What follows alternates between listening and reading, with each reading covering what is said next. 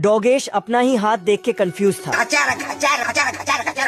बाद में इसको पता चल जाता है अच्छा बेटे दाल में कुछ नीला है और ये गोली मार देता है।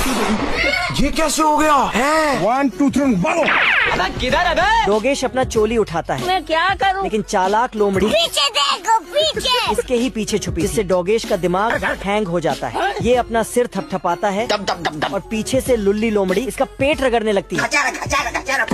डोगेश नीचे देखता है तो उसको अपनी लुल्ली दिख जाती है, मेरा मतलब लुल्ली लोमड़ी। डोगेश ने देखा कि लुल्ली चिपकी है तो ये जोर से भागता है और मोदी जी के घर पे आ जाता है। लेकिन मोदी जी के सामने डोगेश की सरे अमरूद बेइज्जती हो जाती है। डोगेश की टीम बोरी लेके भागते हैं। अच्छा। डोगेश छुटकू को बम पकड़ा के अंदर डाल देता है। दोस्तों लेकिन चालाक लुल्ली इसको हड्डी की चड्डी में रख के छुटकू को दे देती है। सारे डोगेश हड्डी के लिए लड़ने लगते हैं। छुटकू हड्डी को सभी डोगेशों से मांगता है, सब अपना हिलाते हैं। डोगेश मुंह में हड्डी भर के ही हिला देता है। खत्म।